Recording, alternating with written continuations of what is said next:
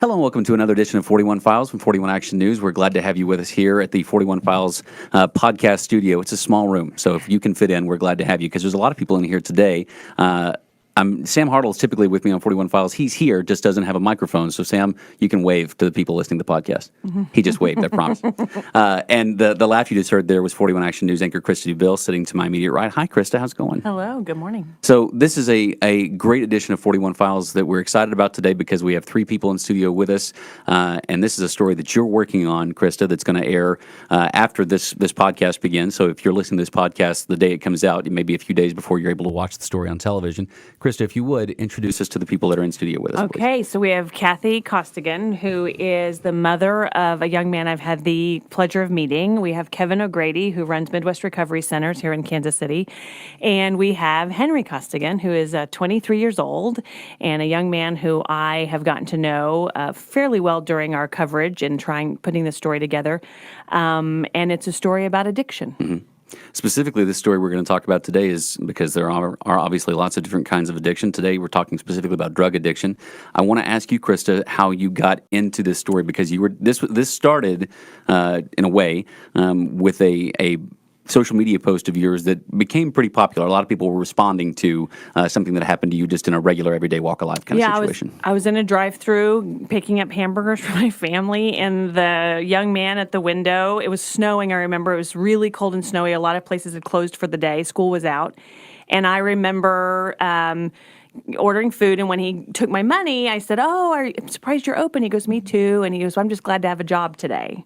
And he went back in to go take my money and get the food. And I remember thinking, I don't know. I just wanted to ask more questions. And I'm in a drive-through, and it was weird. I don't know. And I just said, when he came back out, I'm like, well, what do you mean you're glad to have a job today? And he goes, well, I couldn't get a job because I had been into drugs and gotten into trouble, and no one would hire me. So I'm just thankful to have a job today. I asked him if it was drugs, but anyway, it came out, and I just remember being so moved by this guy's perspective and his challenge to try to stay clean and his reasons. He had a baby on the way, and I asked if I could post a little bit about him, and I did, and people were really moved by it. And I think because addiction is such a huge thing in our country right now, so many people struggle with it, whether they're public about it or not. And so Kevin O'Grady, turns out, was the guy who founded and runs the program that young man had gone through and had success in. So I got to know Kevin, and then through just being drawn to do this story and do more with that just chance encounter, I got to meet Henry, and I've now met Kathy. Kevin, that story has got to seem, I don't want to say run-of-the-mill, but something like that version of that story you've heard probably more than once in your line of work. Is that fair to say? Yeah, absolutely. I mean, I think that's what we're hoping people that can find in recovery is that they can get their lives back. And you know, we talk about it in just more of a personal recovery, kind of marveling in the ordinary. I mean, things that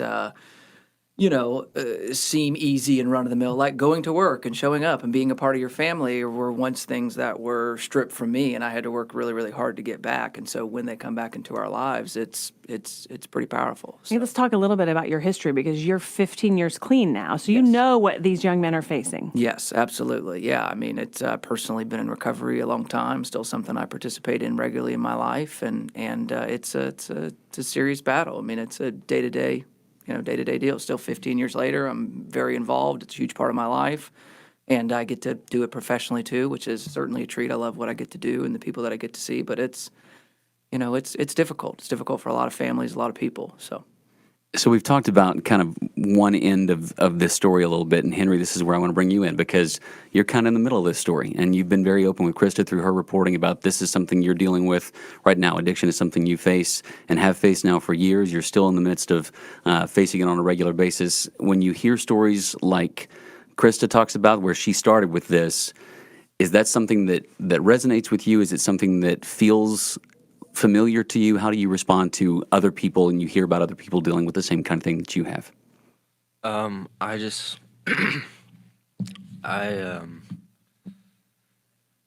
really don't know. I'm sorry, I'm like blanking out. That's okay. It's a little bit nerve-wracking. Does it feel, do you feel, I hate to use the word lonely, but does it feel more like you're not the only one dealing with this whenever you hear people in other walks of life talk about the same kind of situation? I mean, I've seen a lot of people come in and out of recovery. Um, I do not feel alone. I feel like the only recovery, path is with other people in recovery. I can't do it on my own. So how old are you right now, Henry? You're 23, is that right? Yeah. So how old were you the first time you were introduced to drugs? I started smoking weed when I was like 14. 14 years old. Um, do you remember any of that time at all about what started it, why that first time happened? What do you remember about that first time? It was actually with our neighbor in Riverside, and I, I just kind of thought it was something cool to do, and he was more than willing to get me high. He was same age as you, older than you? No, he was older. Kathy, Henry's mom, is sitting over here shaking her head. What do you remember about that time whenever he was 14? What I remember about our neighbor was that he actually had sat down with me and told me a story of when he was young and someone had gotten him high and he wished that that hadn't happened to him. And so when I found out that he had done that with Henry, I mean, I was devastated for one thing and just mad that How long after that did you find out? years. Years. You didn't know. I didn't know. Was it, Henry, was that first time, was it at your neighbor's house? Was it at your house? Where did it happen? It was my neighbor's. At your neighbor's house. And then kind of where did it go from there? You still got high for quite a few years on a pretty regular basis then, or? Yeah, no, I actually didn't really get high after that. I did here and there, and my addiction really hadn't taken off yet. But we moved to Schuyler County, and I got into like K2 and I really didn't. I wasn't in addiction like I am now. Yeah. And it hadn't taken off yet. What is the difference to you? You say like you are now compared to then. What does the difference look like?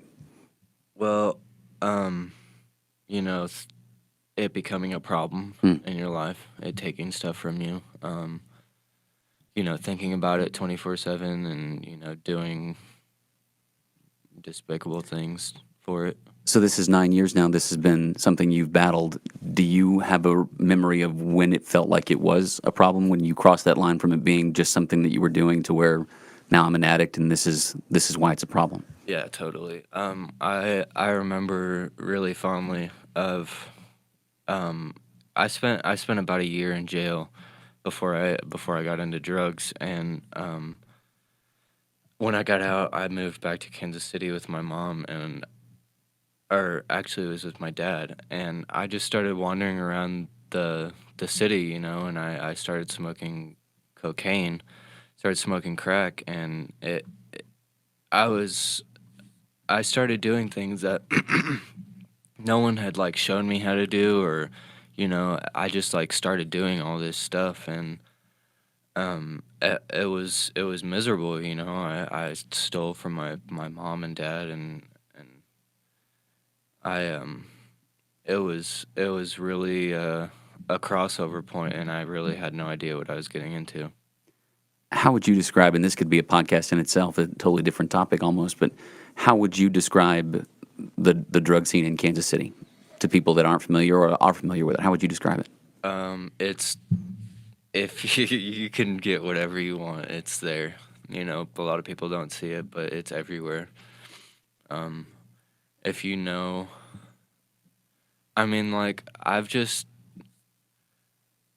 since I started doing that over in Northeast, I've never had any trouble finding drugs.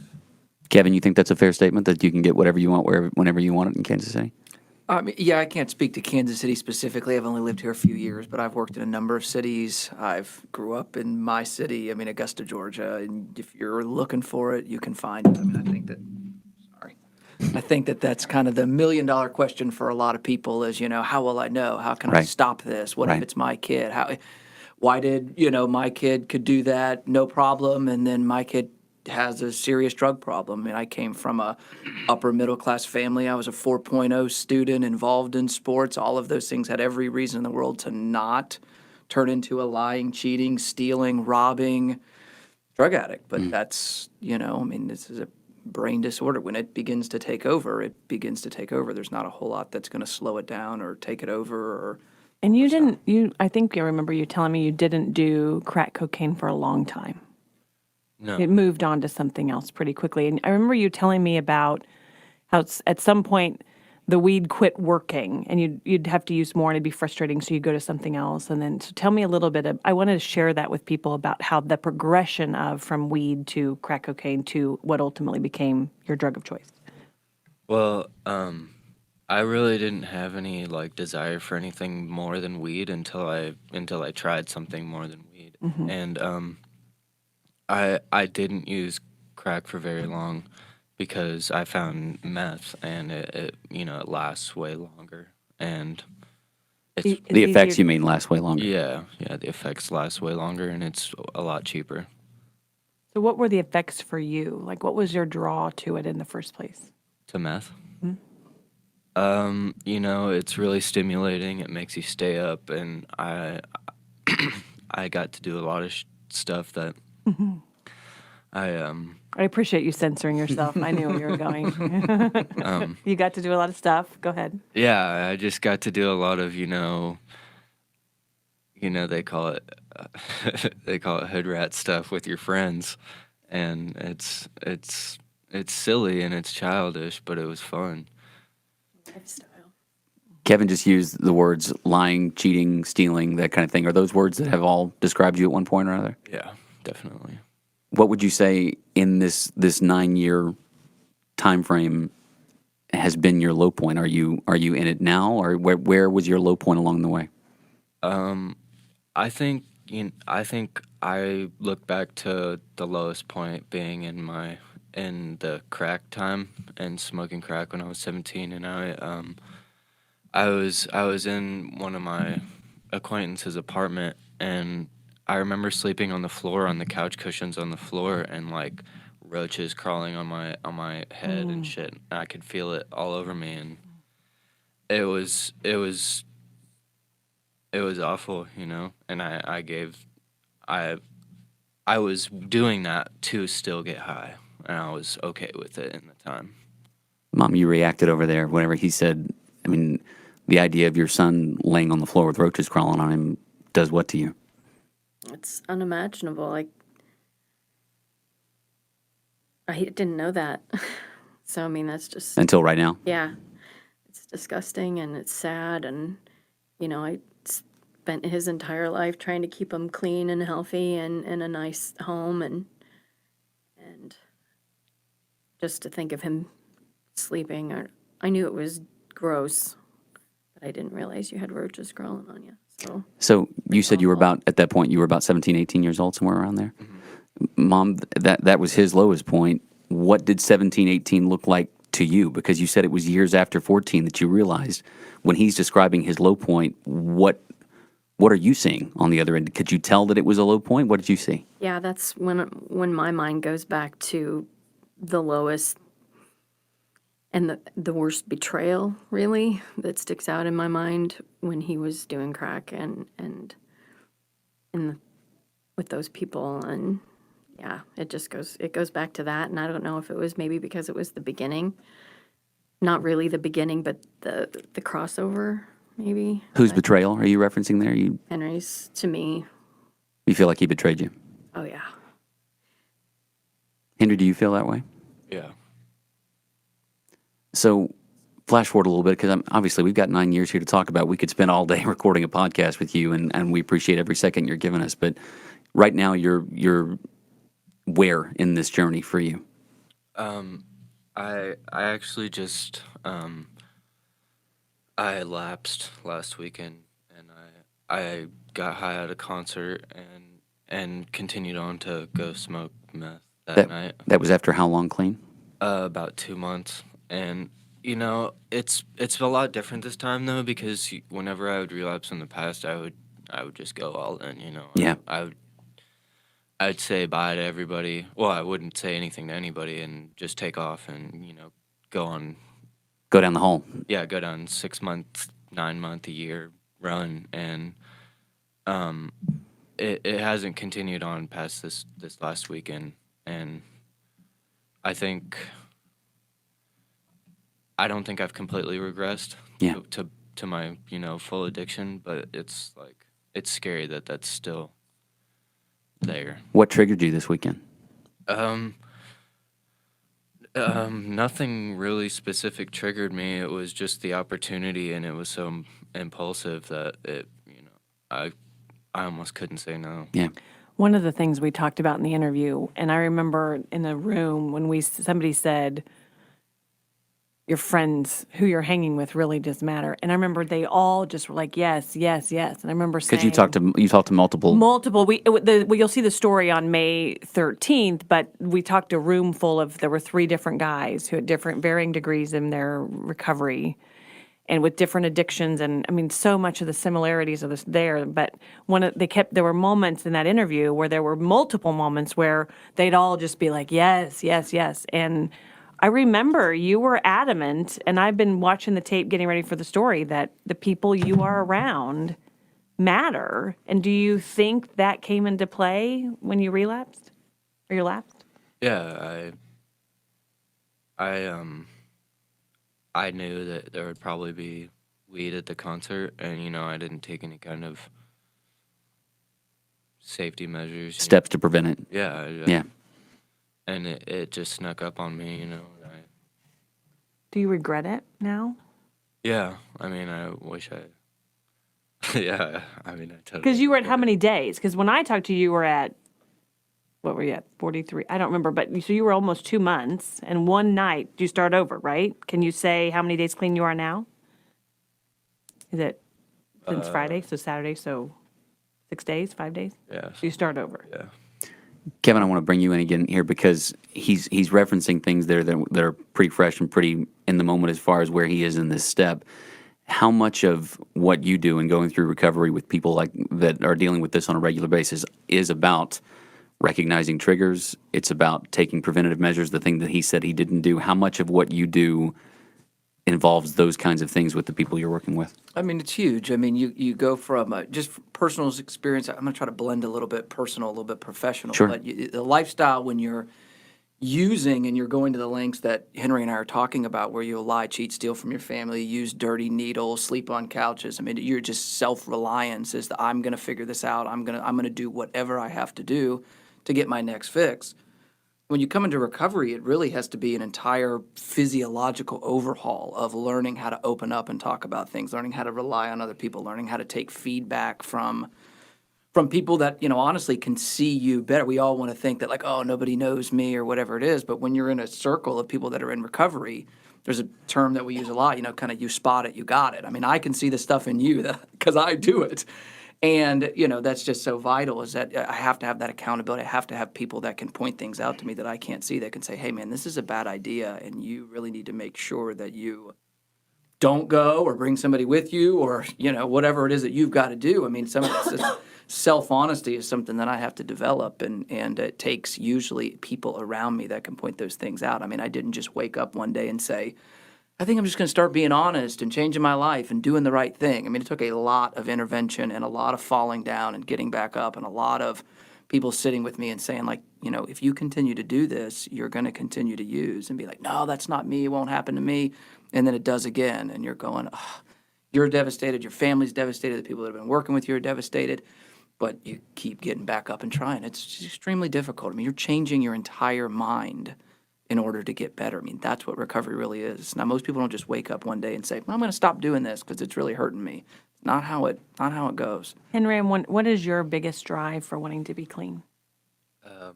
My daughter, no doubt.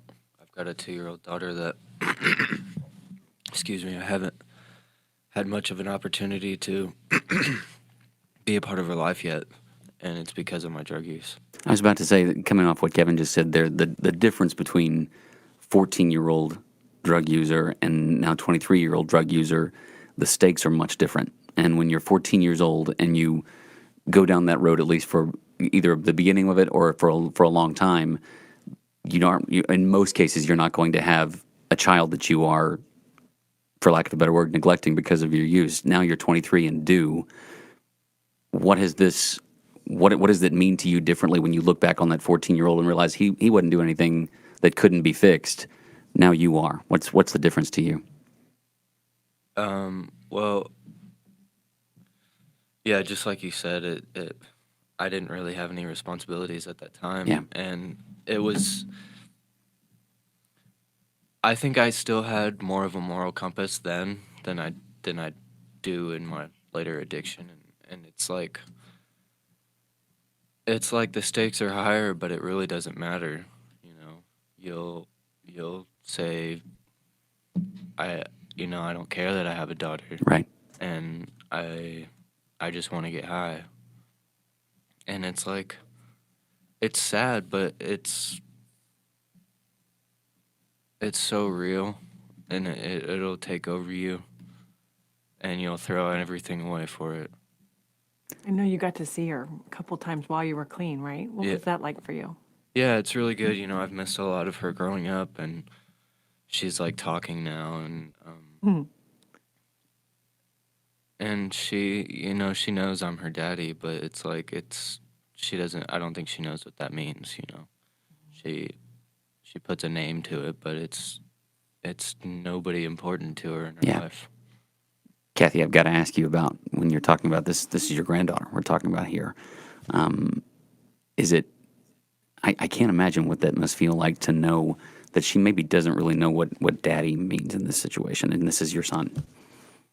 Yeah, it's painful. It's I feel like he's missing out on so much, and it's a messed up situation. I just hope that she doesn't remember a lot of this, and that he can get to a point where he can actually finally bond with her, and she knows daddy, because he was always good with kids, and they love him, and I think that he will be, when he gets into that capacity, will be a great dad.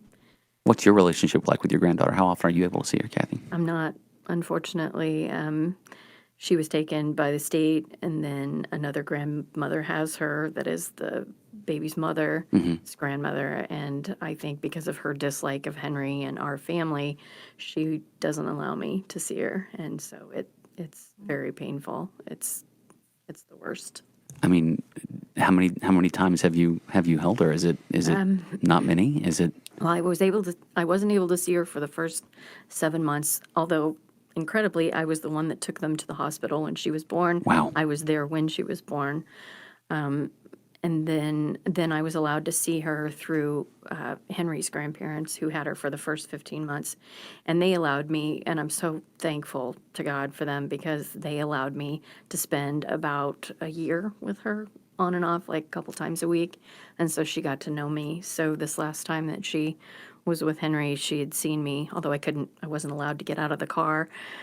She said, "Grandma Kathy." So I Yeah. think that they, Had to be a big moment for you to hear her say that. well, I didn't hear it. He told me later that she said that, so that made me very happy that she remembered me. And hopefully they look at pictures and say, "This is Grandma Kathy." And Henry, I think for listeners, and I think you probably both can speak to this about how it's difficult to identify when you're not an addict. When to hear someone say, "I'll throw everything in, including my daughter, to get high again," that's really difficult for anyone who's never struggled with it to even begin to comprehend. But when you're in the situation you're in now, and you realize how quickly you'll put all the chips on the table, so to speak, including your daughter, does it scare you? Does it make you more aware? What does knowing that make you feel that I will throw everything away just for a weekend of this? It's it's not really like a preemptive decision that you're gonna give all this stuff up. Sure. But it's like a feeling like, I could get away with it. I could have this and that, and it just doesn't work out like that. I'm betting that's probably a pretty common thing from people in recovery to think, I can do both. I can live this life and that one, right? Sure, absolutely. I mean, I think that there's more and more science coming out too behind it, because it isn't understood from an identification point, because most people don't struggle with addiction in this way. I mean, they just, either it's impacted somebody that they know that's on the fringes of their life, but they don't get it. Like, well, why wouldn't you just drink too, or put it down, or why wouldn't, I mean, that's just a common answer. But And there's, the debate back and forth, and I want to go, is it a disease? Is it a choice? Well, the science literally shows that it is a disease of the choices that we make. There's some sort of systematic thing in my brain and Henry's brain, that the frontal cortex, when you make regular decisions and say, oh, this is not a good idea, something fails for us. And what happens is that the craving, the trigger, the desire, the effect that you are going to get from drugs comes to the forefront of your mind, and it literally blocks everything else out. And it's like, I have to do this because,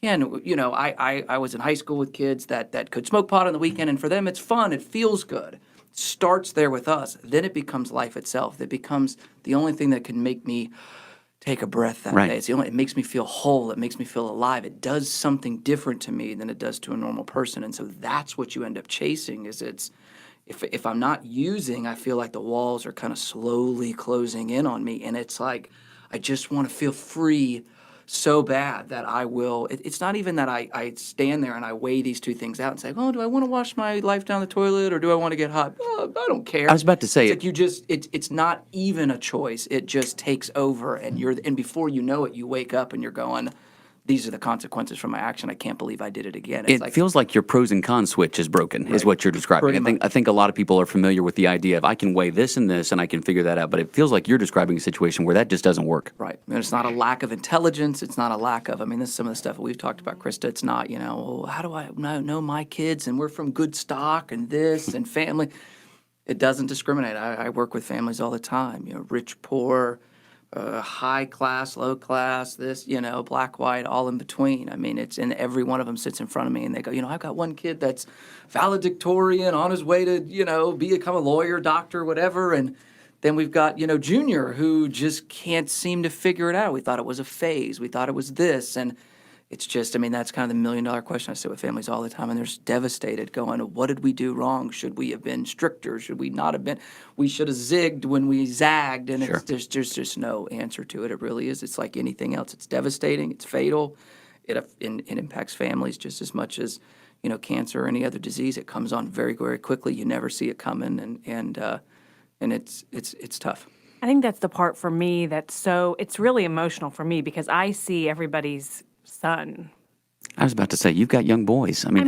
My kids, it's different because but there's something so personal about it when you meet that young man in the Freddy's drive-thru, or you meet Henry, or you meet Mac, or you meet Taylor, or you meet these guys.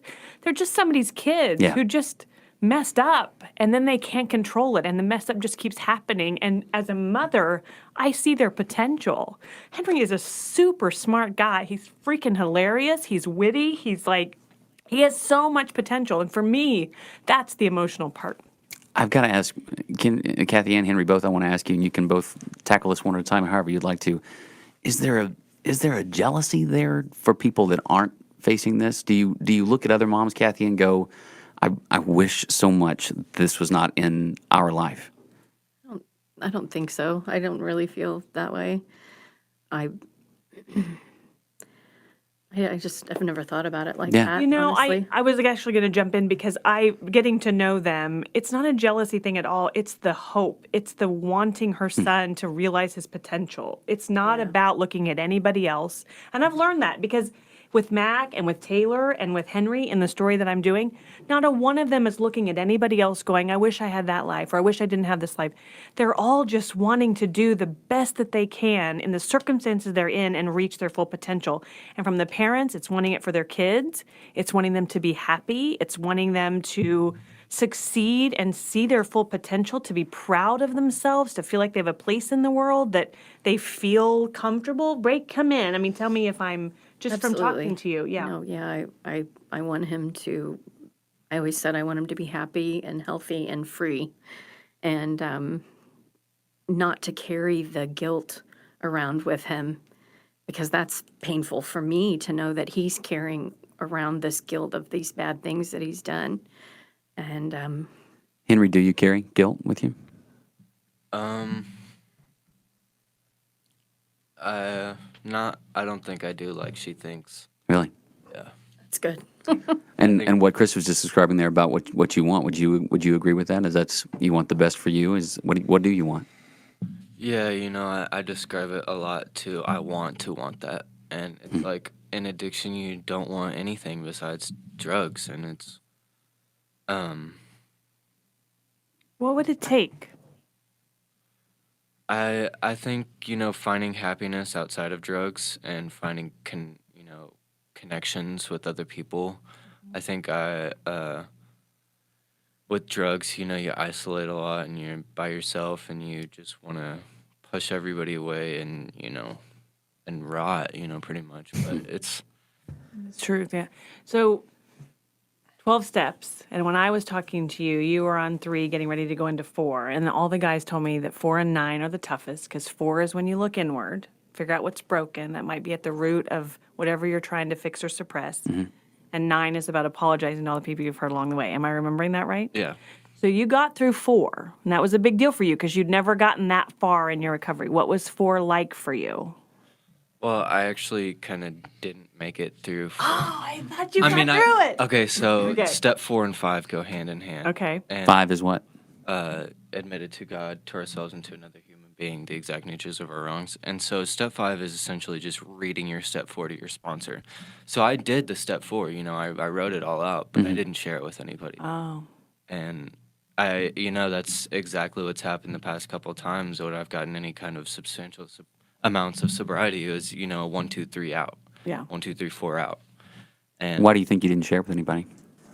Scary. I think my sponsor had canceled on me once, and it was a convenient excuse not to focus on my steps Yeah. anymore, and I just completely strayed away from it. Kevin, I think that any addict will tell you that you're never cured. This is not something that, okay, well, it went, I beat that went away.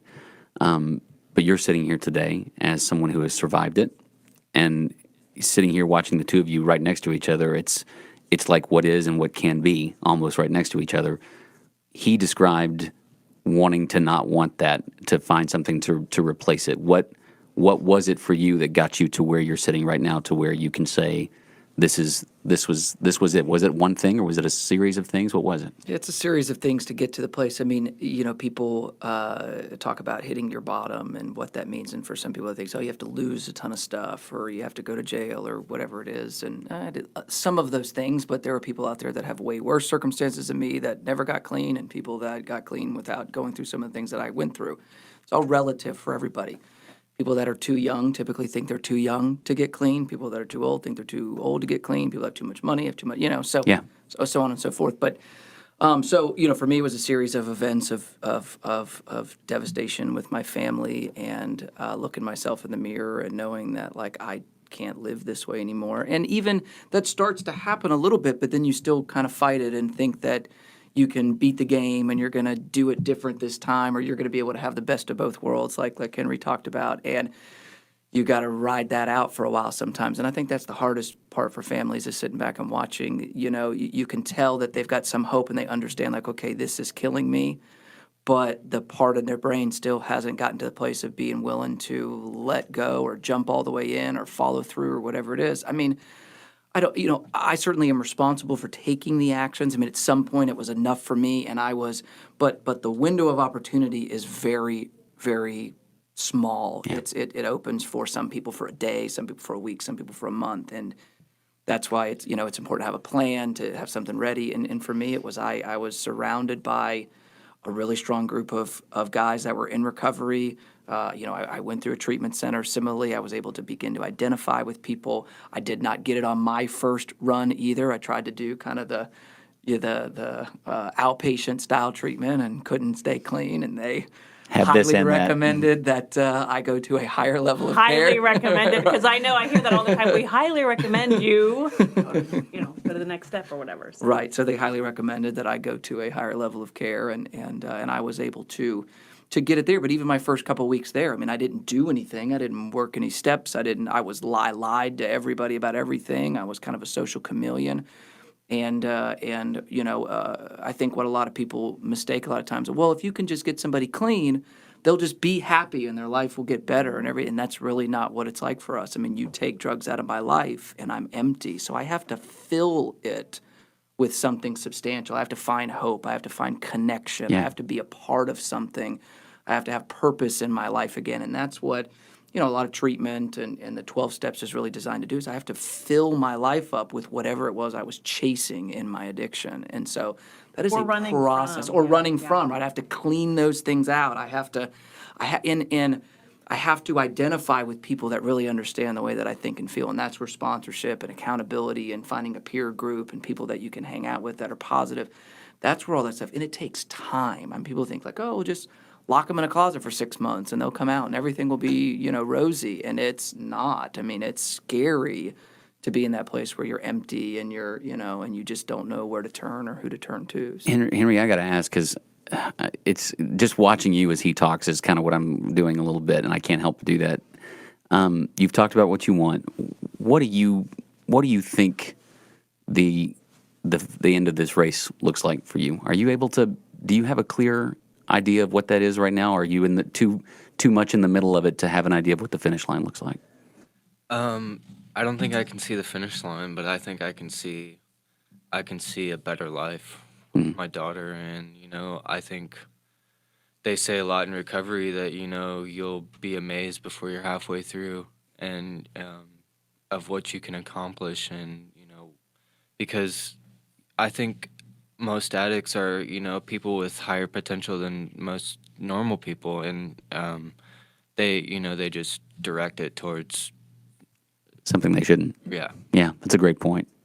So there's two things I wanted to make sure we had time for. One, I'm going to start with Kevin, then I'm going to come to you, Henry. So one of the things we talked about in the interview was Kevin said, I can't tell you how to parent, but I can tell you what I've seen work and not work over and over and over again. Can you give a couple of pointers for women, if a man or a woman or a mom or a dad is listening and they feel like they might be in the midst of it, a couple of pointers? And then, Henry, I want to come to you about talking to the youth that might be hearing it or the parents of the youth that might be hearing it from a perspective from you as the son. So start with Kevin. sure. I mean, that's a conversation I have with almost every parent. I sit down and say, listen, I'm not in a position to tell you what you have to do for your child or even what you should or shouldn't do. What I can tell you is what's going to be most effective. And I think that most people get to a place where they have tried everything that they can think of to ground their kid out of addiction, to lure them out with money or prizes or whatever, or punish them or yell at them or withdraw from them or send them away, and they are at their wits' end. And I think that it's important to just know that it's really, really important to reach out to somebody, anybody, whether it's through your church, whether it's a treatment. I mean, just call and say, this is what's going on,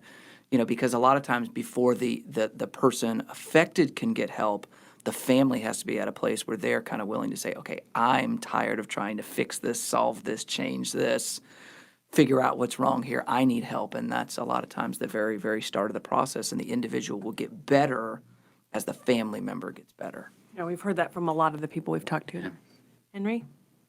What was the question? I know, I knew you were going to ask that. Because I was wondering too what I'd ask. So if there are Younger young people. people listening or parents of young people listening who are going through it, like I remember we talked about this in our interview a little bit when you were like, gosh, I know you give your mom all the credit for your recovery as far as staying with you and being there. But what advice do you have for young people who might be going through this? And then what advice do you have for parents of young people who might be watching their young people go through this?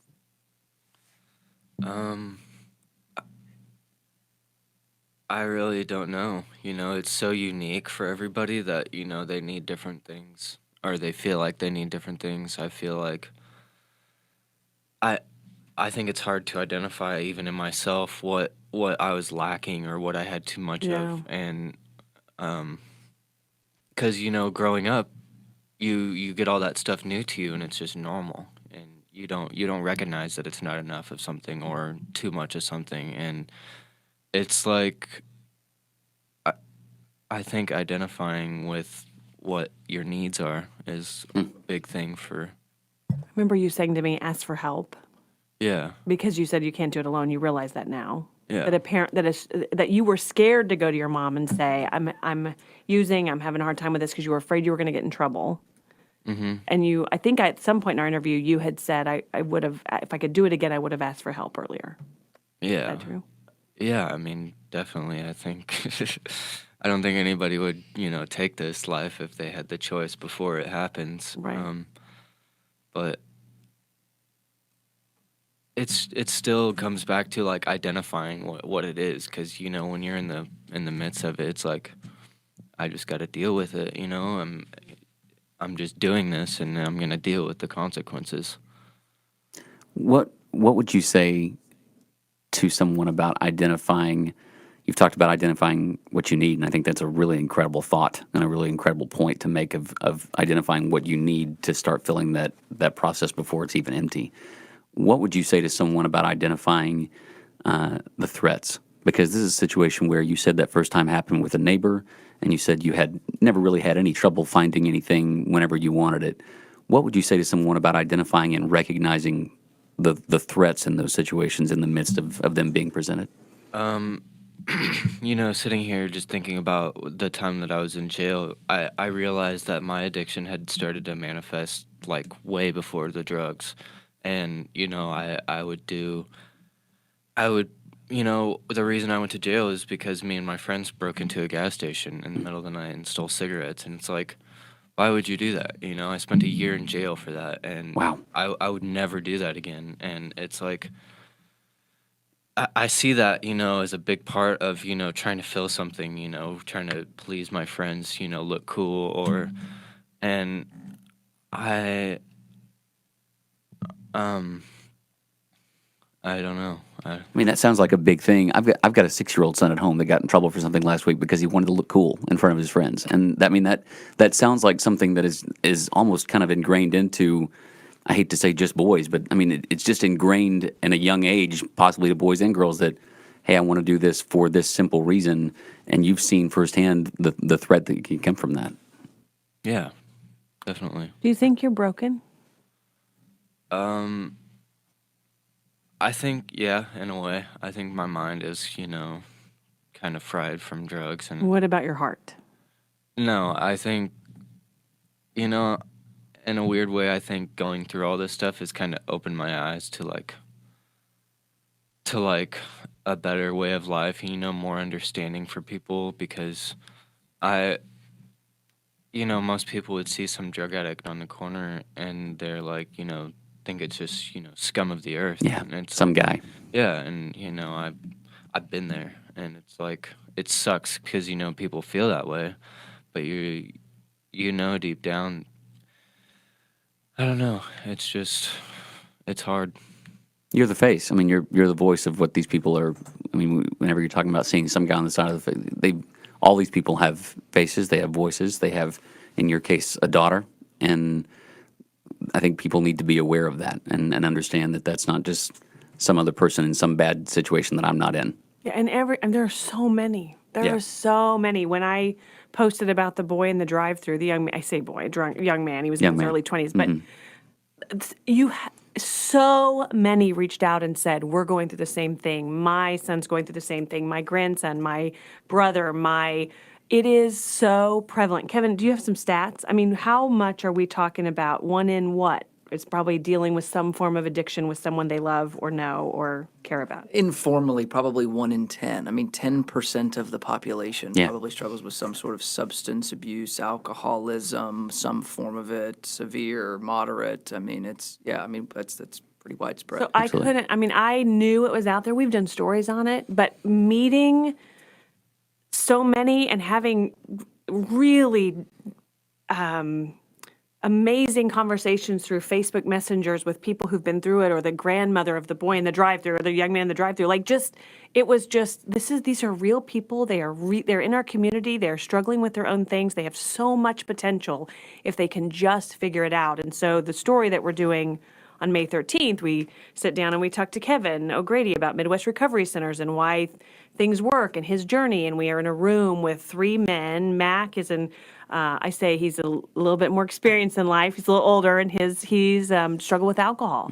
He'd been clean when we did our interview. I think he was on 43 days for the first time in 30 years, and literally hit rock bottom, was dying on the floor the day that he was sober the next day. And I know that you talked about, struggling and having life-threatening situations, and the other young man we talked to had I mean, there was suicidal, there was homelessness, there was, and they're having success, some of them. And I think Henry's having success. It's just it's going to take more steps. And Henry, I mean, obviously we could talk seriously all day to you know, guys. oh It my would be gosh. no problem at all for Chris. I know it would be a problem for you three, but it'd be a problem no problem at all for Krista and I to sit here and ask you questions all day. But I want to ask as we start to kind of wrap this up maybe a little bit. You just described for us this afternoon that you're coming off one of those downs, and just a few days ago. What does the immediate future look like for you because of that specifically? I know right now you're probably not able to see your daughter. What's the immediate future look like for you right now? Yeah, that's one thing, I was supposed to have a visit today actually, and I met with my caseworker for her a couple days ago, and she said obviously, you can't have visits with Rhea until you get clean. I lost my house that I was staying at. I'm going to Colorado tonight to a different treatment, and they say that relocating doesn't always necessarily help, but I think if I apply myself like I did here, the immediate threats wouldn't be, because here I can just call up somebody and Right.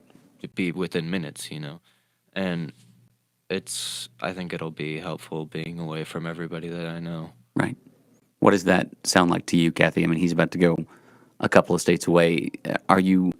Is it difficult already to not feel like I need to hold on to him all the time? What is it like for you to know he's about to drive away? Yeah, I struggled with that at first, but I'm in agreement with him, and it not being so easy for him to get a hold of things, and I think he just needs more time away from that stuff for him to get to a. I mean, he's even though he had the relapse, I think he's way better this time than he ever was with relapsing, and I think if we could just get more time Yeah. clean in between this last time and his future, I think it's just going to get better. So I'm hopeful, and it gives me an excuse to go see the mountains, to go visit him too. So Sure. I'm glad he's going there. I'm grateful, very grateful to the people all involved in that. So I'm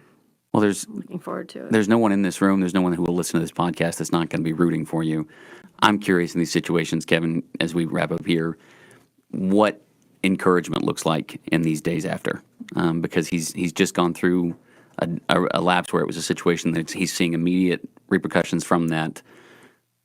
Is how challenging is it to say it's going to be okay? What does encouragement look like right now? Yeah, so I think for Kathy and Henry both, I think there's a level of the fact that he's sitting in the room right now and at least has an awareness Yeah. that he has a problem. He's already statistically hit the jackpot. And you guys talked a little bit earlier about being jealous of, there's a lot of moms out there that have no contact with their son. They're not even ready. They're not even ready to be ready, or they're gone Yeah. completely. And so there's a level of it. There's always hope if you're, if you're alive and certainly have the mindset of being willing to do something about it. And for a lot of people, it is you got to fall down, 3, 4, 5 times, but you got to get up 6. And a lot of people, it's frustrating and it's hard and it's, why can't you just get it and wait? We went to this place and we went to that place. And it's, the earlier you can intervene, the higher chance you have of eventually getting it. The longer you can stay in a secure environment, a lot of that stuff helps. So I think that, he's absolutely right. The fact that, it happened, he's able to go, whoa, I need help. That's the key. I mean, whether you actually use or you don't, the key is to continue to just say, I need help, I need support, I've got to continue to do this. And those are all the right keys to success. It's just, Don't they've give all up. got it right. Don't give up. Right.